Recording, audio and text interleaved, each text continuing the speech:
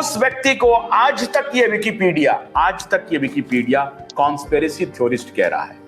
मैं अपने दर्शकों को यह बताना चाहता हूं कि इसी प्रकार से जब आज हम लोग मेन स्ट्रीम नैरेटिव के खिलाफ हैं, हालांकि यहाँ की जो मेन स्ट्रीम है वो तो पूरी तरह से बिकी हुई है, उनको बताने की जरूरत नहीं है, लेकिन यहाँ की जो मेन स्ट्रीम नैरेटिव है उसके खिलाफ जब हम लोगों ने स्टैंड लिया है, तो भले ही सरकार की एजेंसी, मेन स्ट्रीम मीडिया के लोग कुछ भी कहें, लेकिन हमारी बात भी सच साबित हो रही है। जिस प्रकार से कि डॉक्टर उडो उल्फकोट की बात 2014 में जो कही गई थी कि यूरोप को वॉर में धकेला जा रहा है, और आज 2022-23 में उनकी कही गई बात एक एक करके सच साबित हो रही है। तो फिरोज भाई, आखिरी सवाल मैं आपसे जानना चाहता हूं जी, वेस्ट की ये नैरेटिव रसिया के खिलाफ क्यों है बनी हुई? जी, very good question. Basically Russia का साइज जो जमीन है, right from the Urals in Europe to the end of Asia, in East Asia, इतनी बड़ी जमीन, इतने सारे रिसोर्सेज, तेल, गैस, मिनरल्स। आज भी रशिया के ऊपर न्यूक्लियर जो जरूरत है उन पे कोई सैंक्शन नहीं है, वो तो अभी भी जा रहा है।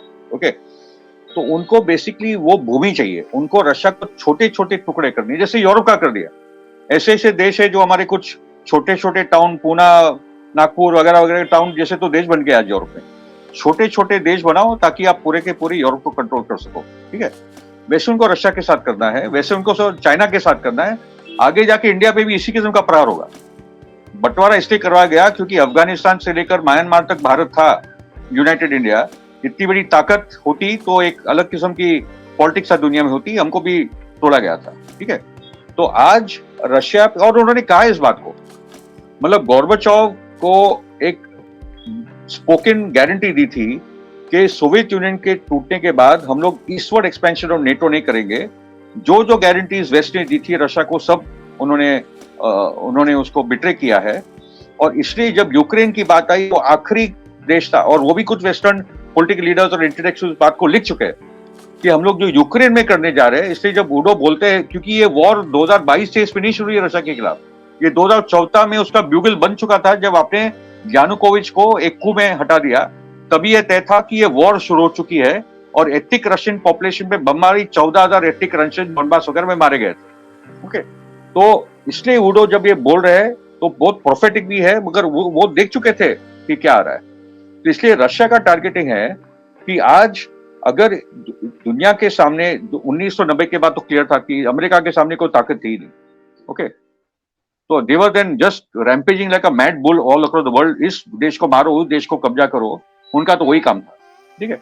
मगर 2003 में जब उन्होंने इराक पे वॉर किया, तो एक ब्रिटिश पॉलिटिकल लीडर आज लिखे बहुत अच्छे आर्टिकल में, तभी तय हो गया था कि भी दुनिया के देश हमको ट्रस्ट नहीं करेंगे और कुछ और आगे होने जा रहा है। उसके बाद एक बाइपोलर वर्ल्ड और या मल्टीपोलर वर्ल्ड की बात होने लगी, और स्लोली ये अभी बन चुका है। और अभी जी ने, प्रेसिडेंट जी चाइना के, जब वो पुतिन उनको छोड़ने आए थे अपनी गाड़ी में, तो वो बहुत एक अच्छा वीडियो है। प्रेसिडेंट जी बोल रहे कि ये 100 साल के बाद एक दुनिया में एक बहुत बड़ा टर्निंग पॉइंट आया है। 100 साल के बाद एक बहुत बड़ा टर्निंग पॉइंट आया है, जहां यूनिपोलर वर्ल्ड अभी खत्म हो रहा है और एक मल्टीपोलर वर्ल्ड। ये बाइपोलर वर्ल्ड की भी बात एक्चुअली रशिया और चाइना नहीं करे, अब मल्टीपोलर वर्ल्ड। मगर उसी में यह बात है कि मल्टीपोलर वर्ल्ड का एक खंबा तो भारत है, एक खंबा अमेरिका यूरोप है, एक खंबा रूस और चीन है, और तीसरा खंबा भारत और उस किस्म के जो ग्लोबल साउथ के देश है, जो दोनों खेमों में फिट नहीं होना चाहते या दोनों खेमों के साथ काम करना चाहते हैं। तीसरा खेमे का लीडर एक्चुअली भारत है। This is the kind of multipolar world we are heading towards. Okay, तो रशिया का टारगेटिंग बहुत स्पष्ट है, और उसके साथ चीन और रूस का ये टाइम पे खड़ा होना, और इंडिया की जो फॉरेन पॉलिसी जो लगातार अभी रशिया के साथ खड़ी है, ये बहुत इंपॉर्टेंट बात है। वो बात ठीक है फॉरेन पॉलिसी के मामले में। अभी जो मल्टीपोलर वर्ल्ड की बात आपने कही है, अब मल्टीपोलर वर्ल्ड जब होगा तो मल्टीपोलर वर्ल्ड में ज्यादातर डेमोक्रेटिक कंट्री हैं, या थोड़े जो रेस्ट्रिक्टेड डेमोक्रेसी के साथ अपने को आगे बढ़ा रहा है, या आयरन गेट के साथ जो अपने गवर्नेंस को आगे बढ़ा रहा है, चाइना और रशिया को ले लेते हैं। तो मल्टीपोलर वर्ल्ड में अगर भारत एक हिस्सेदार बन रहा है, तो इसमें तो मीडिया की भी हिस्सेदारी होगी। और अगर मल्टीपोलर वर्ल्ड में भारत की हिस्सेदारी होगी टोटलिटी में, तो मीडिया, भारतीय मीडिया की भी हिस्सेदारी होगी।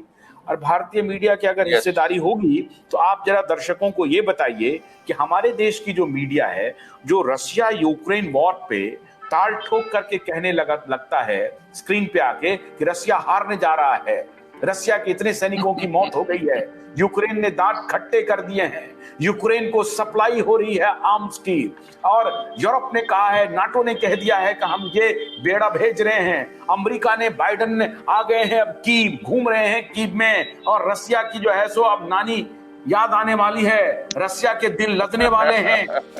ये जो नैरेटिव होता है, इस पे हमारे दर्शक को यकीन करना चाहिए या नहीं करना चाहिए? मैं ये बात इसलिए बोल रहा हूं क्योंकि आज दर्शक समझ लेंगे कि इस मीडिया को किसी भी सूरत में स्वीकार नहीं करना है, उनकी कोई भी बात नहीं माननी है। ये झूठी कौम है और इनका ये स्टेट एक्टर्स हैं, और भारत में जो अब तक थोड़ा बहुत दिख रहा था ये स्टेट एक्टर्स हैं। तो ये भारतीय मीडिया का क्या स्वरूप होगा मल्टीपोलर वर्ल्ड में सर? देखिए, अभी तो मैं देख रहा हूँ कि खींचतान चल रही मीडिया में, एक पक्ष मीडिया का रशिया के साथ भी है। मैं तो खाली इंग्लिश मीडिया को देखता हूँ तो मुझे बाकी का पता नहीं, आप ही कहता हूँ। तो एक वो भी एक नैरेटिव आ रहा है रशिया के पक्ष में, क्योंकि इंटरेस्टिंगली, और मैं बोल रहा हूँ कि मैं इस बार मोदी सरकार के साथ जयशंकर मेनन और डोवल के साथ हूँ जिन्होंने ये पोजीशन लिया है। और इसका कारण ये भी मैं आपको बता दूं कि अफगानिस्तान में जब अमेरिका चली गई गुड बाय बोल के, तो हम लोग we were left hand dry, हमारे सब दोस्त गायब हो गए, we were isolated in region. Indo Pacific के नाम के हमको बहलाया गया था, आपका दोस्त जापान है, ऑस्ट्रेलिया है, अमेरिका है, वगैरह वगैरह करके। और when America withdrew from Afghanistan we had no friends in the region. उसके बाद तुरंत हम लोगों ने रिकैलिब्रेट किया, और रशिया को क्योंकि दिख रहा था कि हम लोग अमेरिका के से दूर चले गए कि रशिया और पाकिस्तान साथ में आ गए, चीन और पाकिस्तान तो साथ में थे, वी वर इन ट्रबल। तो ये रिकैलिब्रेशन जो पिछले 2 साल में हुआ है, ये बहुत अच्छा हुआ है और फास्ट हुआ है। ये एक्चुअली 1.5 साल के अंदर काफी कुछ चीजें आगे बढ़ी है। So now the point comes कि अपना मीडिया भी अभी डिवाइडेड है, जहां तक मुझे समझ में आ रहा है। मगर जो मूर्खता पूर्वक में जो देख रहा हूं एंटी रशियन लाइन के, रशिया को जो लेना था यूक्रेन में उन्होंने ले लिया है। पहले आप समझ लीजिए इस बात को। उनका टारगेट बहुत सिंपल था। 2014 में जब यानुकोविच जो डेमोक्रेटिक इलेक्टेड प्रेसिडेंट थे, उन पे खींचतान चल रही थी, यूरोपियन यूनियन उसको चाहता था कि तुम पूरे हमारे साथ आ जाओ, और यानुकोविच चाहते थे कि रशिया के साथ भी हमारे हिस्टोरिक, क्योंकि वो स्लाविक रेस है, रेस तो they are more Russian than church भी उनका वही है। ओके, तो यानुकोविच को पूरा का पूरा वेस्टर्न कैंप में घसीटने की बात थी, उसकी सरकार को गिराई गई। पोरोशेंको आए, पोरोशेंको ने पहले आकर 2 काम किए।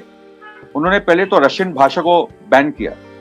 आपकी 1/3 जनता रशियन बोलती है, और आपने जो लफ्ज इस्तेमाल किए कि हम बॉम्ब करेंगे उनको नानी याद दिला देंगे, उसकी सब भाषा अपनी जनता के बारे में आप यूज कर रहे हो, तो बगावत हो गई एथिक रशियन को। क्राइमिया में रेफरेंडम हुआ, क्राइमिया का पूरा चला गया रशिया के साथ, और आप कुछ भी नहीं कर पाए। और क्राइमिया का और एक कारण था क्योंकि सेवास्टोपोल जो पोर्ट है, वो पोर्ट ब्लैक सी पे है और रशिया के लिए बहुत आवश्यक था। और basically ethic Russian population Crimea का 90% ने तो बोला हमको आपके साथ आना है। डॉनबास में भी एथिक रशियन पॉपुलेशन जो मेजोरिटी, ओवरवेलमिंग मेजोरिटी, वो भी आना चाहते थे। पुतिन ने लिया नहीं उनको। वो चाहते तो 2014 में ही कहानी खत्म हो जाती। पुतिन नहीं चाहते थे, वो चाहते थे कि डॉनबास, लुहांस्क, डोनेट्स्क रीजन वहां ऑटोनॉमी करके आप रहो यूक्रेन में। मिन्स्क अग्रीमेंट जो बेलारूस का कैपिटल है मिन्स्क, वहां 2 अग्रीमेंट साइन हुई, अमेरिका, फ्रांस, ब्रिटेन सब इन्वॉल्व थे।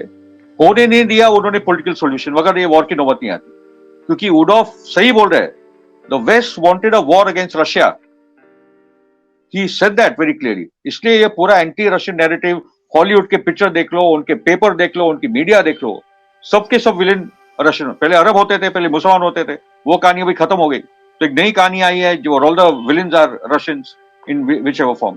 ओके, मगर द पॉइंट इज के आई थिंक वेस्टर्न वर्ल्ड में भी लोग हैं जो इस बात को समझ रहे हैं। यूरोप में काफी मोर्चे निकल रहे कि हमको वॉर नहीं चाहिए, ना नेटो चाहिए, ना रशिया चाहिए, वो भी बातें आ रही है।